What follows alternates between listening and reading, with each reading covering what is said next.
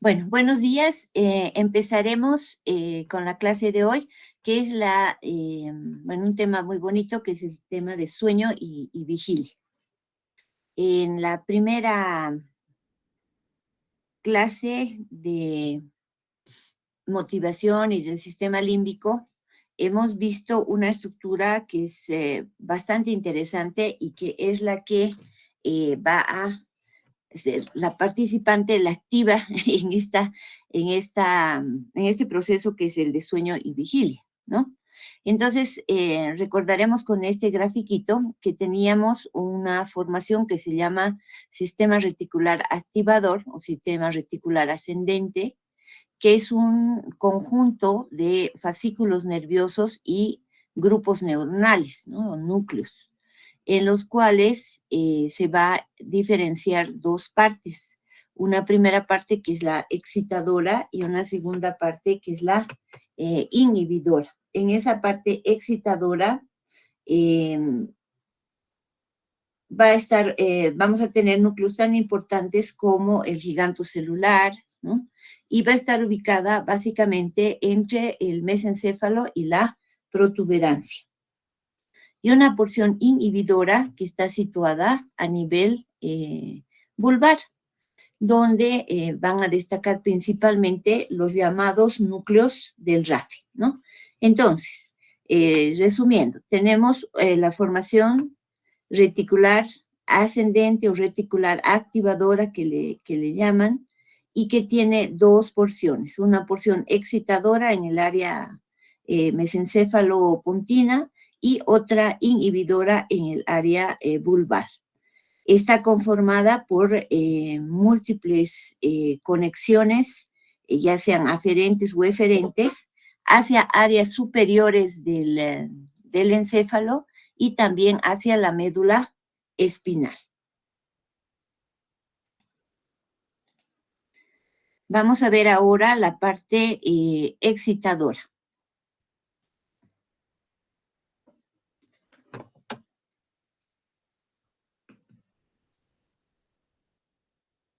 En la parte excitadora vamos a encontrar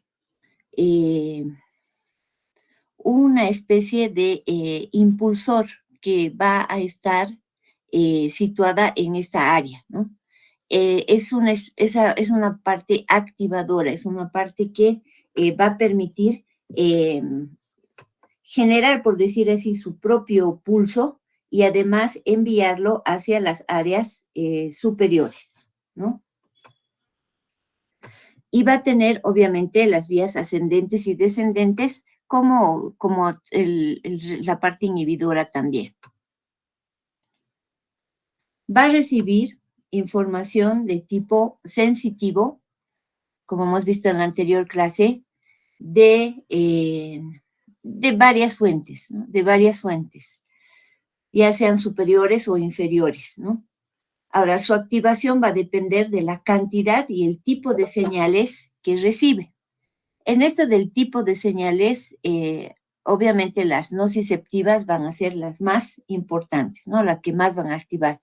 Si nos duele algo, nosotros no podemos dormir, ¿no? Y generalmente cuando estamos con alguna enfermedad, alguna molestia, algún dolor, lo que más quisiéramos es dormir para olvidarnos de esa sensación, pero más bien como el dolor nos está señalando de un daño a nivel físico, a nivel corporal, entonces más bien hace que esos impulsos lleguen hasta nuestro sistema reticular activador y obviamente nos mantiene en vigilia, ¿no?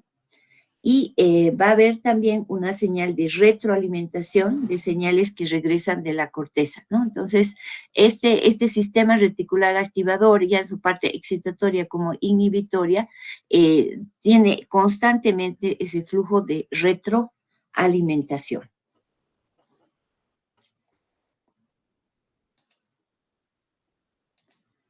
Muy bien, seguiremos. En la otra clase también les comentaba que un corte del tronco encefálico por debajo del quinto par craneal evita el coma, ¿no? ¿Por qué? Porque recibe múltiples señales sensitivas, como hemos visto, de las regiones faciales y orales, que van a estimular fuertemente esta formación reticular.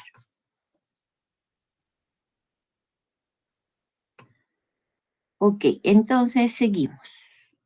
Esto estamos repasando un poquito lo que hemos visto el otro día. Pero es fundamental para entender esta clase. Entonces, tenemos señales nerviosas del tronco que van a activar al componente cerebral del encéfalo. Fíjense ustedes, señales nerviosas del tronco cerebral que van a activar al cerebro, ¿no? Al componente cerebral del encéfalo. Y lo van a hacer mediante ¿qué? Mediante dos vías. Una estimulación directa de un nivel de actividad neuronal de fondo en amplias regiones del cerebro, ¿no? Es un pulso, es como una especie de pulso que mantiene activo, ¿no?, al cerebro y que es emitido por este sistema reticular activador que está a nivel del tallo cerebral, ¿no? Entonces, una actividad de fondo. Y por otra parte, también como tiene estos núcleos, ahí tenemos a la sustancia negra, el núcleo gigantocelular, el locus coeruleus y los núcleos del RAFE, también por medio de estos sistemas neurohormonales van a estimular también a distintas zonas del encéfalo, ya sea con señales facilitadoras o inhibidoras, ¿no? Entonces, ahí la importancia de este sistema, del sistema reticular activador, que mantiene despierto, podemos decir que mantiene despierto o dormido al componente cerebral del encéfalo, ¿no? Es como que esta formación del tallo está actuando sobre el encendido o apagado del propio cerebro, ¿no? Muy bien, entonces hemos visto la porción excitatoria y ahora vamos a ver la porción inhibitoria, ¿no? La porción inhibitoria va a estar situada a nivel del bulbo raquídeo, en la parte media, anterior, y tiene la capacidad de inhibir a la porción facilitadora del tronco cerebral. Por lo tanto, reduce la actividad de las porciones superiores del cerebro. Es como que esta porción inhibidora apaga primero a la porción activadora y esa porción activadora ya no manda señales al cerebro, entonces el cerebro también disminuye su actividad y por lo tanto podemos entrar en el sueño, ¿no? Va a liberar serotonina principalmente a partir de los núcleos del RAFE y estos van a actuar en distintas áreas del cerebro.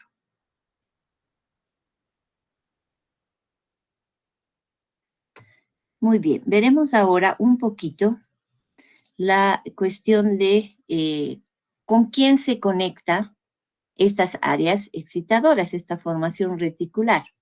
La formación reticular, entonces, va a estar conectada con la médula espinal. ¿Ve? ¿Para qué? Para mantener el tono de los músculos antigravitatorios y controlar los reflejos medulares. Después van a tener señales ascendentes hacia el tálamo, desde donde van a excitar van a excitar los núcleos talámicos y de aquí van a transmitir señales nerviosas hacia todas las regiones de la corteza cerebral, ¿no? Y también hacia zonas subcorticales, ¿no? Entonces, esta formación reticular va enviando señales hacia arriba y hacia abajo del sistema nervioso central. Muy bien, ahora sí veremos qué es el sueño. ¿Qué es el sueño? Vamos a ver que el sueño no es nada más que un estado de la actividad cerebral y que puede estar en respuesta a la activación o inhibición que se está recibiendo en el propio encéfalo, ¿no? Entonces, dentro de los estados de la actividad cerebral vamos a poder tener sueño, vigilia, también estados emocionales como la euforia, depresión, miedo, ¿no? Entonces, el sueño y la vigilia no son nada más que un estado de la actividad cerebral. ¿Y qué es el sueño? El sueño es un estado de inconsciencia del que se puede despertar, ya sea con estímulos sensitivos, principalmente dolorosos. El sueño va a estar integrado por distintas fases, ¿no? Entonces, ¿en qué se diferencia el sueño del coma, por ejemplo? Es que en el sueño vamos a tener una hora en la cual vamos a despertar. Aunque estemos muy cansados, va a llegar un momento en que vamos a despertar. Pero en cambio en el coma, o sea, si no se trata la causa por la cual se está produciendo el coma, entonces ese estado de letargo, ese estado de sueño, como le conocemos, pues no va a ser revertido. Y hay distintos niveles de coma, del 1 al 4, dependiendo si es superficial o profundo. En los más superficiales puedes obtener algún tipo de respuesta con estímulos auditivos, sensitivos, principalmente dolorosos, ¿no? Y si es un coma muy profundo, aunque produzcas un daño realmente en la persona, pues esa persona no va a despertar, ¿no? No va a despertar. Entonces, en el sueño es un estado de letargo reversible con estímulos adecuados, mientras que en el coma, dependiendo de su profundidad, pues no vamos a obtener ningún tipo de respuesta ni que la persona retome el nivel de vigilia. Ahora, en el sueño vamos a tener múltiples fases, ¿no? Desde uno que es más ligero hasta otro que es más profundo. Entonces, todas las noches, todas las personas, tenemos dos tipos de sueños que van a ir alternándose entre sí. Estos sueños son los de ondas lentas o sueño profundo que se conoce, y el movimiento y el sueño de movimientos oculares rápidos, que es el sueño MOR, o aquí por sus siglas en inglés REM, ¿no? Rapid Eye Movement.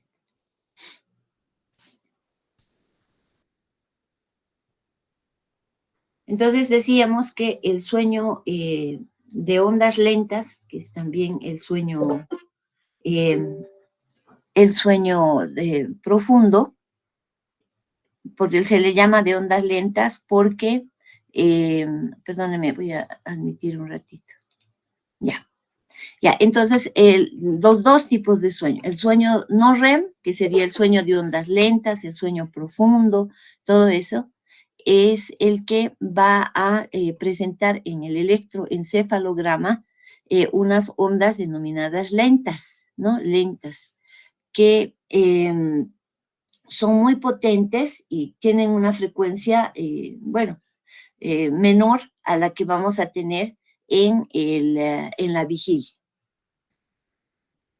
En cambio, el sueño de movimientos oculares rápidos, el MOR o REM, presenta movimientos oculares, o sea, movimientos de los globos oculares, ¿no? No sé si alguna vez ustedes han visto a su mamá, un hermano, ¿no? En esa fase, ¿no? Se están moviendo los ojos, ¿no? Del sueño de movimientos oculares rápidos, pese al hecho de que la persona está dormida, o sea, como si está durmiendo porque está moviendo sus ojos, sí, pero en este tipo de sueño más bien es característico que tengan ese tipo de movimientos oculares. Estos episodios de sueño MOR o REM ocupan el 25% del total del sueño. Y si dormimos 8 horas, entonces 25% está cubierto por el sueño MOR o REM. Y se va a repetir más o menos cada 90 minutos y duran entre 5 a 30 minutos. Ahora, en las dos fases, tanto en la fase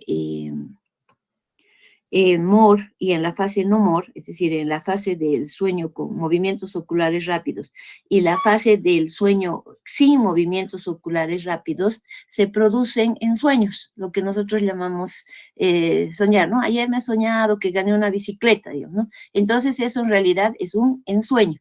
Entonces, en ambos tipos de sueño, MOR, no MOR, vamos a tener ensueños. Pero en el sueño MOR se va a registrar en la memoria mientras que en el sueño profundo, en el sueño de ondas lentas, no existe activación de la memoria y por eso no nos acordamos qué es lo que hemos soñado durante toda la noche, ¿no? Entonces, eh, mm, de ambos sueños, ¿cuál es el más reparador? Donde uno descansa más, donde uno repara más. Es en el sueño profundo, ¿no? Más que en el sueño de movimientos oculares rápidos. Vamos a seguir viendo características de este sueño. El sueño MOR, el de movimientos oculares rápidos o sueño REM, también es denominado sueño paradójico. ¿Por qué?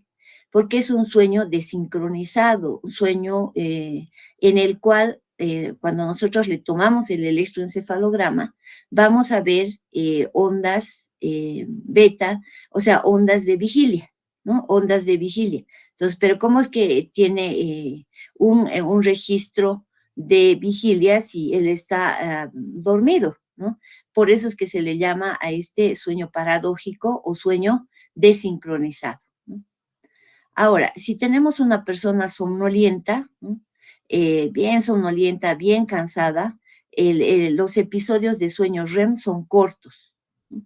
Pero a medida que la persona va descansando, a medida que avanza la noche, avanza su descanso, la duración del sueño REM va aumentando, ¿no? Si duraba antes un periodo de 1 minuto, 2 minutos, entonces puede ir aumentando en cantidad de minutos a medida que la persona está descansando al avanzar la noche, ¿no? Ahora, hemos dicho que este sueño REM o MOR está acompañado de los movimientos oculares, ¿no? De los movimientos oculares rápidos, pero además hay movimientos musculares de otras partes del cuerpo, ¿no? Cambiamos de posición, ¿verdad? Cuando estamos durmiendo es muy difícil que estemos toda la noche en un solo lado, porque si no estaríamos comprimiendo digamos, un brazo o una pierna o los puntos de apoyo, y eso incluso podría generarnos heridas. En personas, por ejemplo, que tienen una parálisis, ya sea una paraplegia o cualquier tipo de parálisis, eh, como no mueve ese segmento corporal, entonces los puntos de apoyo, si no se cambian de posición, tienden a ser a dañarse, ¿no? Y formarse escaras, y eso es bien peligroso. Por eso es que a los pacientes neurológicos, pacientes con problemas nerviosos, pues lo que hay que hacer es moverlos periódicamente para que no se produzcan esas úlceras de decúbito, que también se llaman. ¿Por qué? Porque están producidas simplemente por el peso corporal que está apoyando sobre ese punto de apoyo y que realmente le está quitando la irrigación adecuada, entran en isquemia y se produce un daño, se produce una lesión. Entonces, durante el sueño MOR o REM, tenemos movimientos oculares rápidos, pero también tenemos otro tipo de movimientos que nos van a permitir cambiar de posición y movernos durante el sueño. Ahora, otra característica importante de este sueño es que si queremos despertar a la persona es más difícil que durante el sueño profundo o de ondas lentas, ¿no? Tenemos una persona, por ejemplo, que está teniendo una pesadilla, ¿no? Y nosotros queremos hacerle despertar. Entonces, a veces es mucho más difícil que cuando la persona está con un sueño más calmado, más tranquilo. ¿Por qué? Porque está en periodo, en una fase REM, de movimientos oculares rápidos, como estamos viendo. Después, el tono muscular igual va a estar deprimido, ¿no? Por una potente inhibición de las áreas de control muscular en la médula. Entonces, ¿a quién estará inhibiendo? A las motoneuronas anteriores o inferiores y a los nervios que emergen de estas, ¿verdad? ¿Por qué? Y principalmente a cuáles está regulada con el tono muscular, al sistema gamma, ¿verdad? Que es el que está relacionado con los usos musculares, con las fibras intrafusales, para que el tono muscular esté disminuido, ¿no? Pero a pesar de esa extrema inhibición que tienen los músculos periféricos por el estado de sueño, van a existir movimientos musculares irregulares fuera de los movimientos oculares rápidos, ¿no? Que era lo que me refería con lo que decimos que cambiamos de posición, cambiamos la posición de brazos y piernas para tener un mejor descanso. Ya. ¿Qué otras características tenemos del sueño REM? Vamos a encontrar que hay una función, o sea, las frecuencias cardíacas y respiratorias van a ser irregulares, ¿no? Y esas, por ejemplo, en los estados de ensoñación, cuando estamos teniendo un sueño, pues nuestra frecuencia cardíaca, si estamos corriendo ahí la maratón, o sea, nuestra frecuencia cardíaca puede aumentar en relación al sueño, al contenido del ensueño que estamos teniendo en ese momento, ¿no? Entonces, y después va a pasar este episodio, esta fase del sueño REM, entramos nuevamente al sueño de ondas lentas y más bien va a haber una disminución, ¿no? Entonces, hay periodos durante el sueño de algunas personas en particular que ya pues da miedo un poco hasta verles porque van a comenzar a moverse, a cambiar de posición, hasta hablar, ¿no? Hasta muchas personas que hablan durante los ensueños. Durante el sueño REM, también todo el encéfalo está muy activo, ¿no? Y se ve que el metabolismo cerebral global, o sea, de todo el encéfalo, va a aumentar hasta un 20%, ¿no? Pero si estamos durmiendo, ¿cómo va a aumentar el metabolismo? Ya vamos a saber por qué se da esta situación tan interesante y tan paradojal, ¿no? Y vemos que el encéfalo está activo, ¿no? Está con un ritmo incluso parecido al estado de vigilia, pero la actividad cerebral no permite que la persona adquiera plena conciencia del medio que lo está rodeando, ¿no?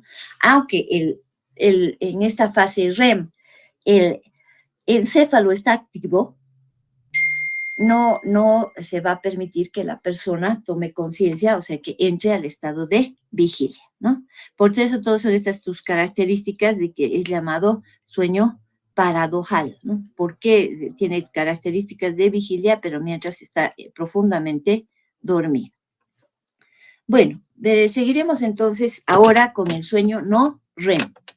En el sueño no REM, que es llamado el sueño de ondas lentas, también se le llamaba sueños sin sueños, ¿no? Que sería en realidad sueños sin ensueños, pero lo que se ha visto con todos los avances de la neurociencia, todo eso, es que en las dos fases del sueño, ya sea el REM y el no REM, hay ensueños, ¿no? Hay ensueños.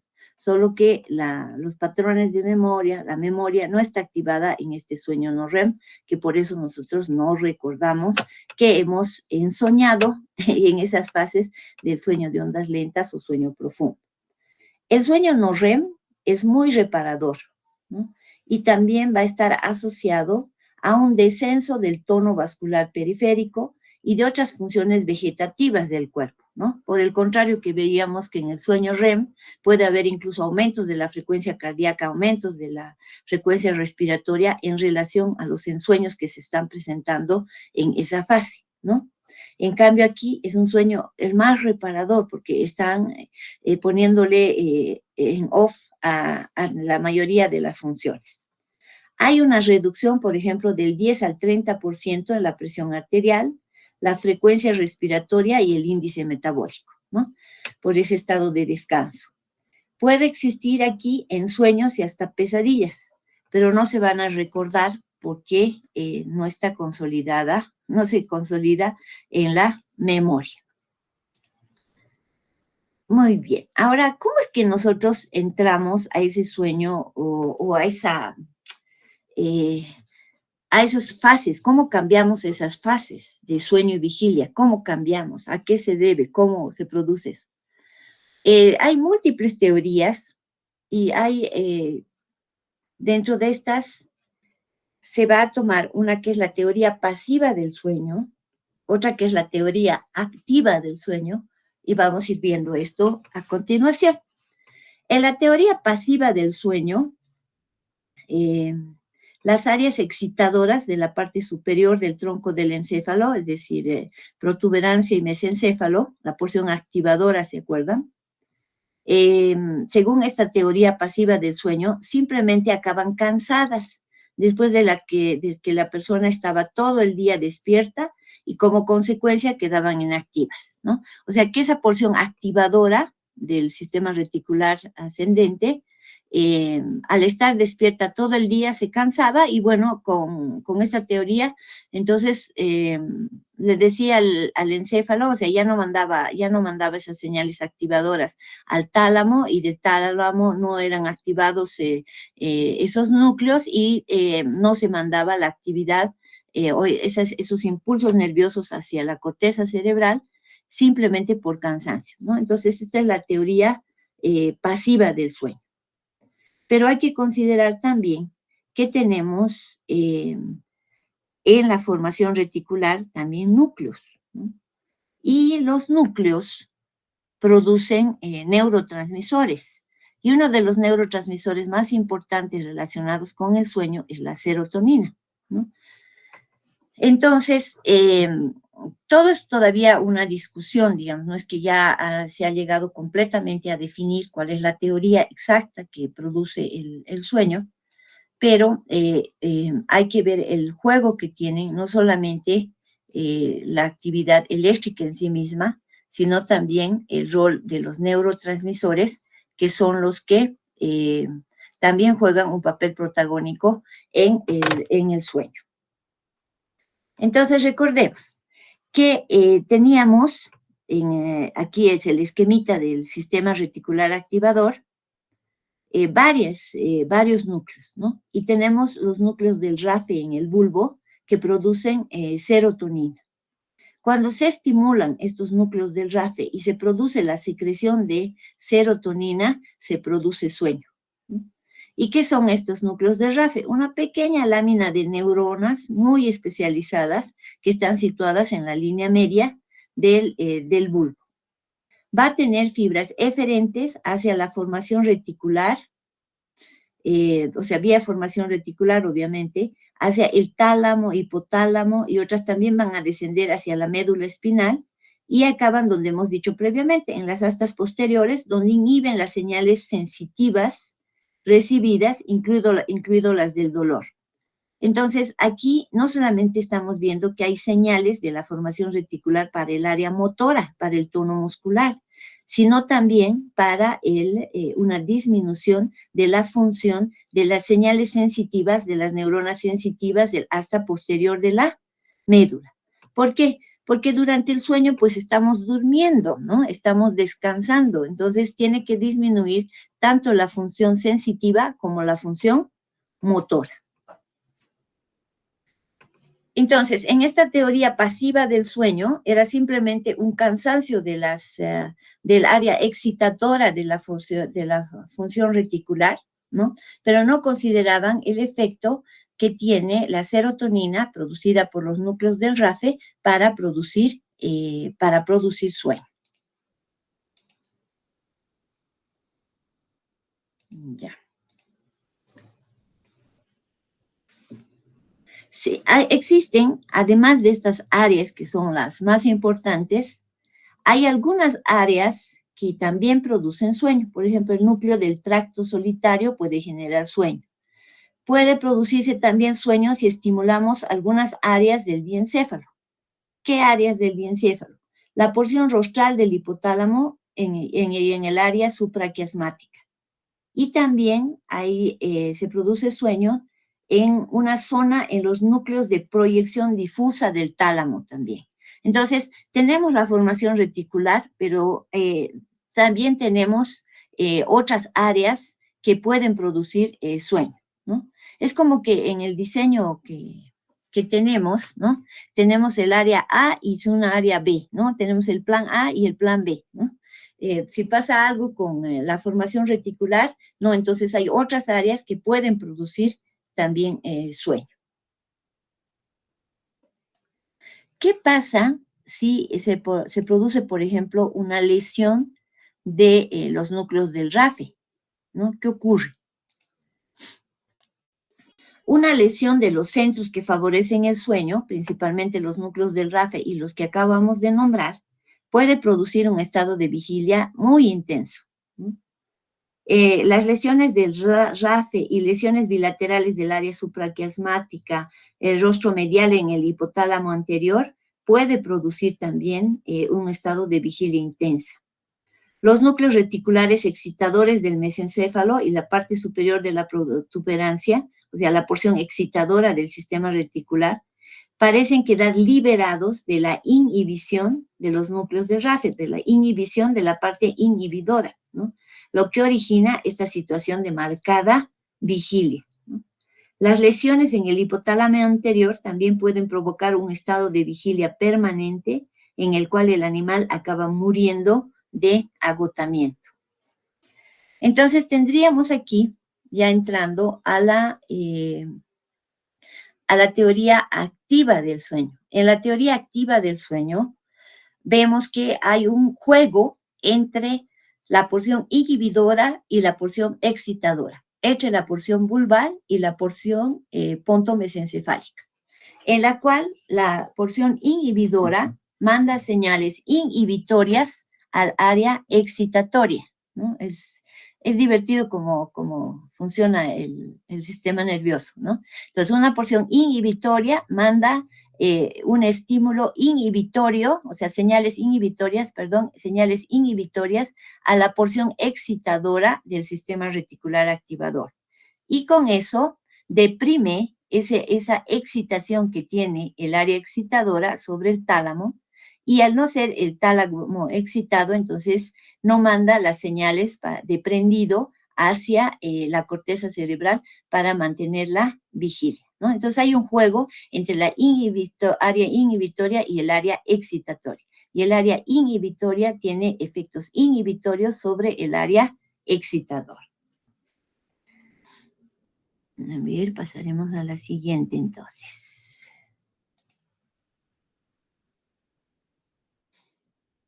Ya, a ver, vamos a volver un ratito a esta parte, a esta primera lámina, para que esto quede claro.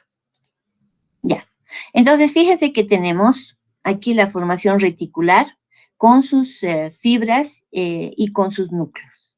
Entonces, en la parte vulvar tenemos a la porción inhibitoria y en la parte pontomesencefálica a la porción excitadora.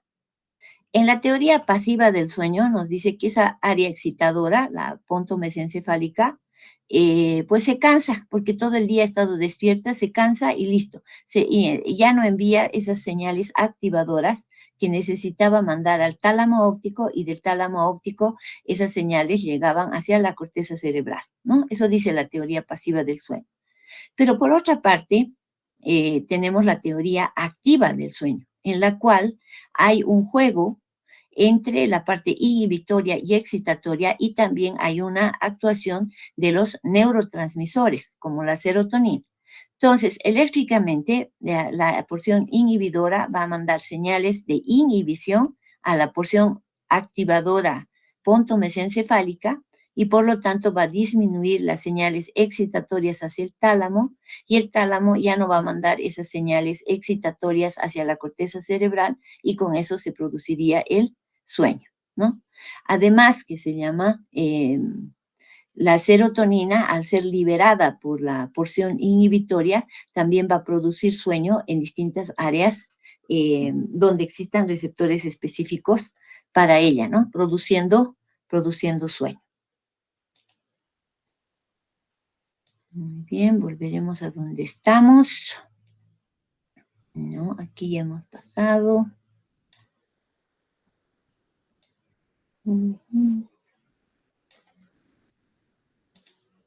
Ya, ahora entraremos un poco a ese juego mismo que es el ciclo de sueño y vigilia. Cuando los centros del sueño no están activos, entonces los núcleos reticulares activadores de la parte pontomesencefálica van a estar liberados de su inhibición, ¿no? Lo que les permite entonces una activación espontánea. A su vez, Esto produce una excitación de la corteza cerebral, como hemos visto, y también al sistema nervioso periférico, los cuales van a devolver numerosas señales de retroalimentación positiva a los mismos núcleos reticulares activadores para mantener la vigilia, ¿no?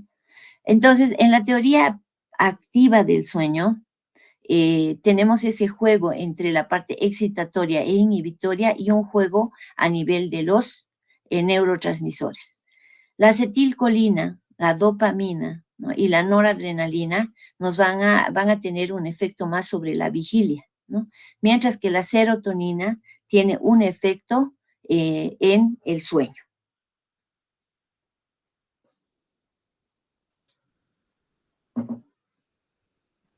Ahora, ¿qué ocurre si a una persona no le dejamos dormir, ¿no? O sea, ¿qué hacemos si a un animalito o a una persona le privamos del sueño? O sea, hay en torturas, hay en todo ese tipo de cosas que la humanidad a veces hace, ¿verdad? Entonces, en todos los mamíferos, incluso en los humanos, también hay una puesta al día o rebote tras la privación del sueño, específicamente del sueño REM. Pero también el de ondas lentas. ¿Por qué? Porque hay un rebote en el cual trata el cuerpo de recuperar esas dos fases de sueño que no han sido cubiertas, digamos, ¿no? ¿Por qué? Porque vamos a ver que el cuerpo necesita y el sueño tiene una función fisiológica muy importante, ¿no? Por eso es que, aunque sea una ligera restricción del sueño, como cuando ustedes están estudiando para el parcial a la última hora, ¿no? Va a tener un efecto de rebote, e incluso puede ser muy malo porque puede deteriorar el rendimiento cognitivo, físico, la productividad general, incluso la salud de la persona, ¿no? Entonces, hay efectos neurológicos y hay efectos a nivel corporales, a nivel general, por la falta de sueño, ¿no? Entonces, si les ha de pasar a ustedes también, ¿no?, que cuando hay días que no están pudiendo dormir normalmente, entonces va a haber un momento que, bueno, se caen de sueño literalmente, ¿no? Entonces van a ahí recuperar tanto el sueño profundo como el sueño REM. ¿Por qué? Porque es esto del periodo de puesta al día o de rebote tras esa privación selectiva del sueño REM o de ondas lentas. O sea, en ambos nosotros necesitamos recuperar, ¿no? Ahora, ¿qué pasa si a una persona no le dejamos dormir permanentemente? Por ejemplo, a los que los torturan les ponen golpes, ¿no? O sea, ruido, es un ruido constante, ¿no? O sea, se veía eso. Va a llegar a un estado realmente ya que va a confesar todo porque ya está tan cansado, está tan eh, deprimido incluso, o sea, tan alterado que ya va a hacer toda la confesión. O por otra, va a caer en un estado de sueño que difícilmente lo van a poder despertar. Entonces, el sueño es sumamente importante para nuestro rendimiento cognitivo, para el aprendizaje. Es difícil que, por ejemplo, ustedes, yo, cualquier persona que intente aprender sin dormir, sin descansar lo suficiente, ¿no? Necesitamos que en ese periodo de sueño todos los engrames de memoria pues sean depositados ahí en el hipocampo para que puedan quedarse como memoria a largo plazo, ¿no? Entonces, es sumamente importante tener ritmos adecuados de sueño y vigilia, ¿no? Eh, Ahora, estos ritmos también van cambiando en función de la edad, ¿no? Los niñitos pueden tener un ciclo con múltiples momentos de sueño, o sea, los bebitos, múltiples sueños y múltiples periodos de vigilia, hasta que por la maduración cerebral, el crecimiento, ya vamos dando a ese ciclo de sueño y vigilia, ¿no? Vigilia en el día y de sueño en la noche. Ya, hoy día vamos a quedar hasta aquí y mañana vamos a terminar el tema. No sé si ustedes tienen alguna duda o algo, pero lo más importante es saber que la formación reticular está conformada tanto por fascículos nerviosos como por núcleos. Y esa formación reticular se divide en dos partes, una porción activadora, que es la que está situada en la protuberancia y en el mesencéfalo, y una porción inhibitoria que está situada en el bulbo. La porción inhibitoria tiene principalmente a los núcleos del RAFE que producen serotonina y estos van a producir sueño. Mientras que la porción pontomesencefálica tiene a locus coeruleus, tiene al núcleo gigantocelular, tiene a la sustancia negra o locus niger, y estos están más relacionados con la vigilia, ¿no? Con la vigilia. En la teoría pasiva del sueño era simplemente por un cansancio de la porción activadora, ¿no? Que se producía el sueño. Y por otra, qué bonito, Vila, un sonámbulo, ya, ahorita les explico, está bien. Y en la porción inhibitoria, ¿no? Es cuando que, o sea, y en la parte activa, en la teoría activa del sueño, en la teoría activa del sueño, entonces, hay un juego activo, tanto de la porción inhibitoria como excitatoria, y una participación protagónica, podemos decir, bien importante, de los neurotransmisores que son producidos tanto en la parte excitadora como en la parte inhibitoria. En esto del sonambulismo, es bien interesante porque hemos dicho que en el sueño profundo no hay movimientos musculares, no hay ni movimientos de los ojos ni otros movimientos, ¿no ve? Pero cuando estamos con el sueño REM, en el sueño REM hay movimientos oculares rápidos y también hay otros movimientos, ¿no? Hay otros movimientos de otros segmentos corporales. Pero la persona está consciente, no, la persona no está consciente, porque hemos dicho que en el sueño REM la actividad cerebral parece como que está despierto, ¿verdad? Hay movimiento muscular, hay incluso aumento de la frecuencia cardíaca, de la frecuencia respiratoria, pero esa persona no está consciente, no está consciente. Entonces, en los sonámbulos, muchas veces de estos también ocasionados por descargas paroxísticas, es decir, por descargas de algunos focos irritativos también a nivel de la corteza cerebral, ¿no? Porque hay que descartar eso, ¿no? Hay que descartar si no se tratara también de un problema de epilepsia, digamos, un tipo de epilepsia.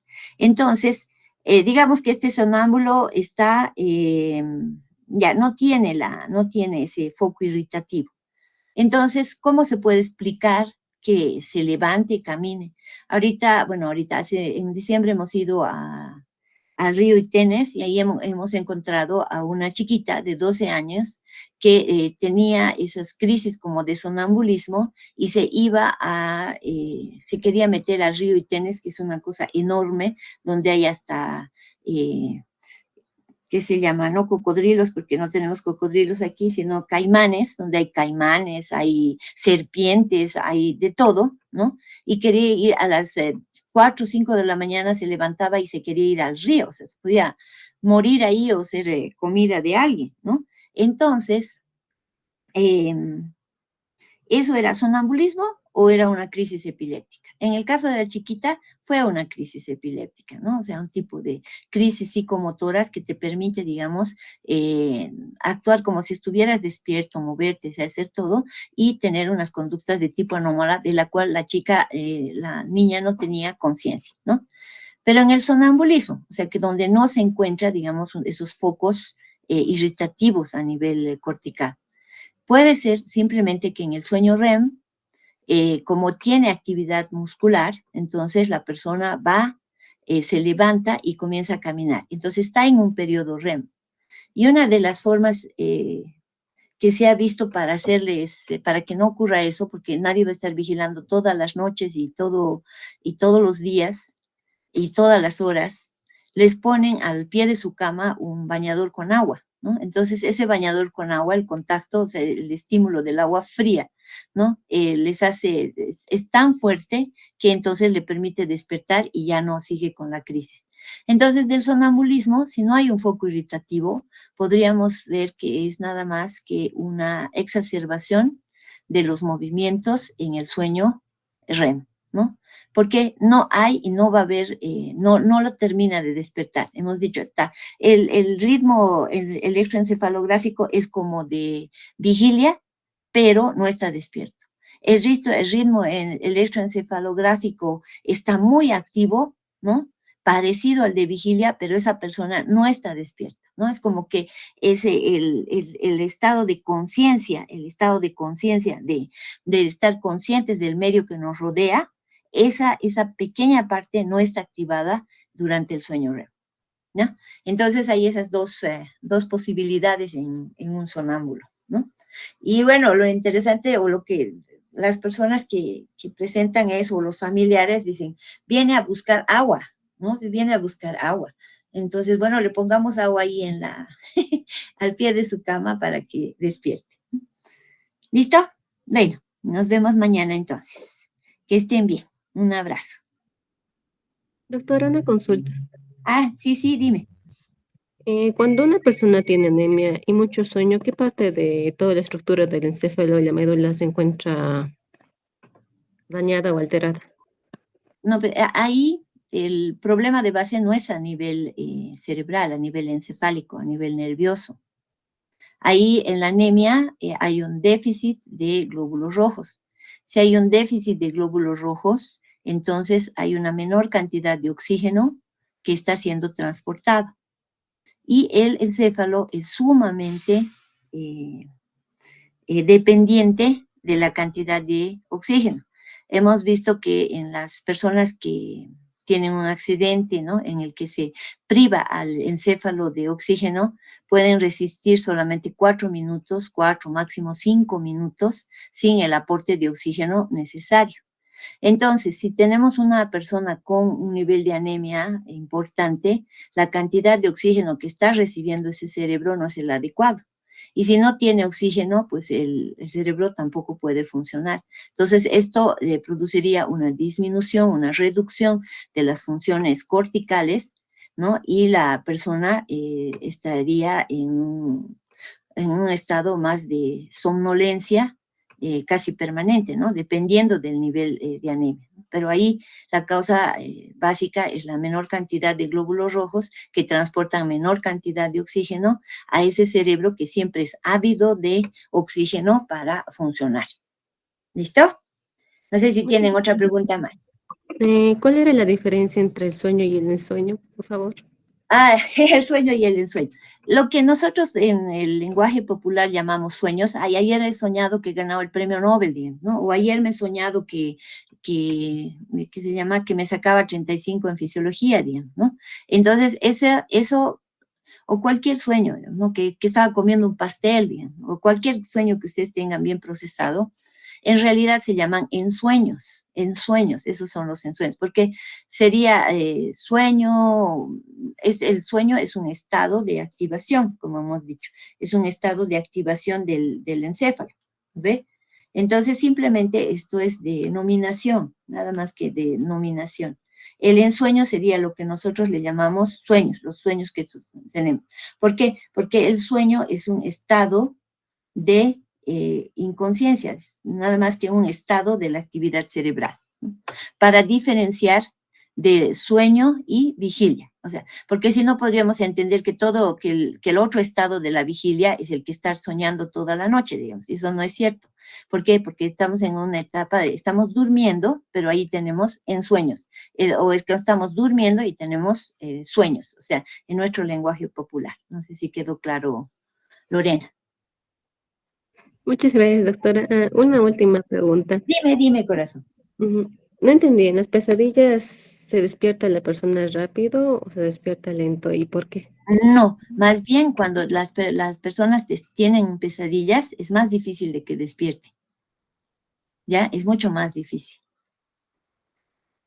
Está bien, muchas Ah, gracias, doctora. sí, a veces, en eso van a hacer la prueba también ustedes, porque hay problemas a veces en la vida, digamos, ¿no? Entonces, bueno, para los ensueños, denominados comúnmente sueños, hay varias explicaciones, ¿no? Unas, digamos, que están relacionadas con el tipo de sentimientos que tú tienes, los problemas que estuvieras pasando, alguna de esas cosas, ¿no? Entonces, puede ser que esos te estén produciendo ese tipo de ensueños, ese tipo de sueño. Estás dormida, pero estás teniendo un sueño ahí donde, digamos, has tenido problema en el trabajo y tu jefe te está despidiendo. Una persona está casada, tiene 4 hijos y no puede darse el lujo de, como en esta situación, de perder su trabajo, digamos, ¿no? Entonces la persona tiene una pesadilla ahí de que su jefe le está despidiendo, ¿no? Entonces, sus hijos o el esposo le quiere despertar o la esposa le quiere despertar y es más difícil porque está justo en ese sueño REM con toda esa carga psicológica, ¿no? Pero a veces cuando ese tipo de sueños son repetitivos, es como que vos le dices a tu corteza, eso es un sueño, ¿no? Y no sé si alguna vez a ustedes les ha pasado que ustedes pueden decir, ah, no, este oso me está persiguiendo, pero esto es un sueño, estoy durmiendo, no tengo por qué estar asustada, digamos, ¿no? Entonces, a veces llega digamos, a tener ese tipo de respuestas en función al tipo de sueño que tengas. Pero durante las pesadillas es más difícil despertar a la persona que cuando está en el llamado sueño profundo o de sueño de ondas lentas, donde la persona, él o ella, están dormidos tranquilamente. Ya, listo. Entonces, hasta mañana. Si tienen otras preguntas, mañana seguimos hablando del ensueño. Ok, Muchas listo. gracias.